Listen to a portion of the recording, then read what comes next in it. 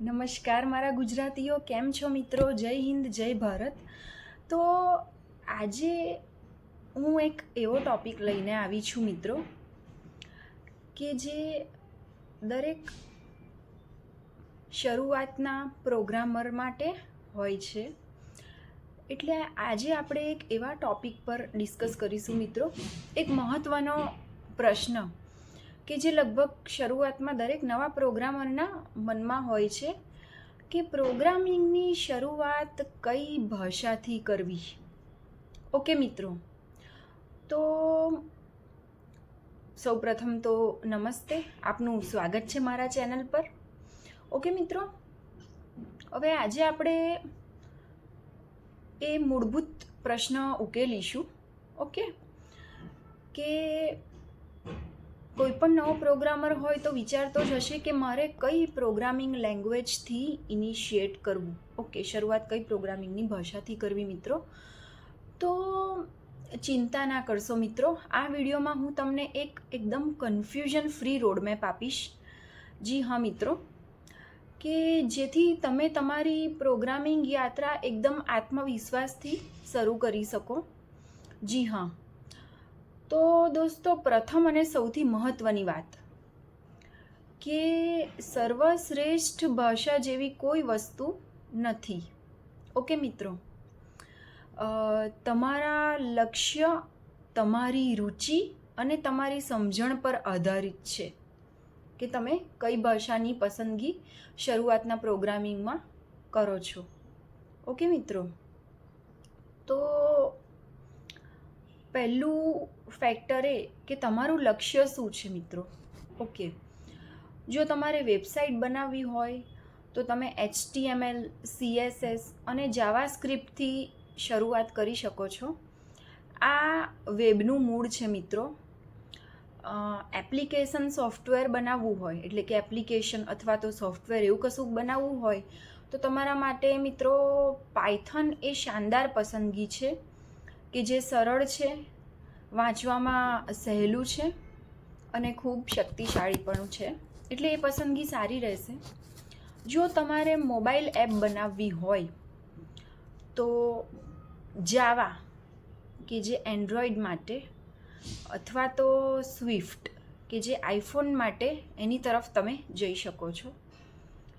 અને ડાર્ટ અથવા તો ફ્લટર કે જે એક સાથે બંને પ્લેટફોર્મ્સ ઉપર એપ બનાવવાની સુવિધા આપે છે. જો તમારે ગેમ બનાવવી હોય તો તમે સી શાર્પ લેંગ્વેજનો યુઝ કરી શકો છો. અને સી શાર્પ યુનિટી ગેમ એન્જિનની સાથે તમે એની સાથે શીખશો તો ખૂબ જ ફાયદાકારક રહેશે મિત્રો. માની લો કે હજી લક્ષ્ય નક્કી નથી, તો મારી તમને સૌથી મજબૂત ભલામણ પાયથન રહેશે મિત્રો. કેમ, એવો તમારા મનમાં પ્રશ્ન આવશે. તો કે એ ખૂબ સરળ છે. પહેલાં તો તમે તમારો મોટો ભાગ લોજિક પર કેન્દ્રિત કરી શકશો, નહીં કે સિન્ટેક્સની ઉલઝનમાં તમે પડી રહેશો. તો એ એકદમ બેસ્ટ ચોઈસ રહેશે તમારા માટે મિત્રો. અને એ વર્સેટાઇલ પણ છે, જેમ કે web, software, data science, AI એટલે કે આર્ટિફિશિયલ ઇન્ટેલિજન્સ, ML એટલે કે મશીન લર્નિંગ, બધી જ વસ્તુઓમાં એ વપરાય છે. એ કમ્યુનિટી મોટી છે. કોઈ પણ પ્રશ્નનો જવાબ તમને ઓનલાઈન ખૂબ સરળતાથી મળી જશે. હવે ત્રીજું ફેક્ટર મિત્રો, એક ખૂબ જ મહત્ત્વપૂર્ણ સલાહ. પ્રોગ્રામિંગનો મુખ્ય ઉદ્દેશ્ય શું છે? પ્રોગ્રામિંગનો મુખ્ય ઉદ્દેશ્ય એ ભાષા શીખવી નથી. ઓકે મિત્રો, પણ પ્રોગ્રામિંગની સોચ વિકસાવવી છે, એટલે કે લોજિક ડેવલપ કરવું છે. જેમ કે પ્રોબ્લેમ સોલ્વિંગ. ધારો કે કોઈ એરર આવે છે તો કેવી રીતે સોલ્વ કરીએ, એને પ્રોબ્લેમ સોલ્વિંગ કહેવાય. લોજિક બિલ્ડિંગ એટલે વિચારીને જાતે જ આપણે આપણું લોજિક ડેવલપ કરવાનું છે મિત્રો. પછી અલ્ગોરિધમની સમજ કેળવવાની છે. એક ભાષા તમે ઊંડાણથી શીખશો મિત્રો, પછી બીજી ભાષાઓમાં મૂવ કરવું તમારા માટે ખૂબ સરળ થઈ જશે મિત્રો. એટલે પ્રોગ્રામિંગ જે છે એ એક ભાષા નથી, એ વિચારશૈલી છે મિત્રો. તો સારાંશમાં સારાંશમાં મારે તમને એ વાત કરવાની મિત્રો કે જો તમે સંપૂર્ણ નવીન છો, તમારી પાસે લક્ષ્ય નક્કી નથી, તો તમે પાયથનથી શરૂ કરો. જો વેબ ડેવલપમેન્ટમાં જવા માગો છો તો HTML, CSS અને જાવાસ્ક્રિપ્ટથી શરૂ કરો.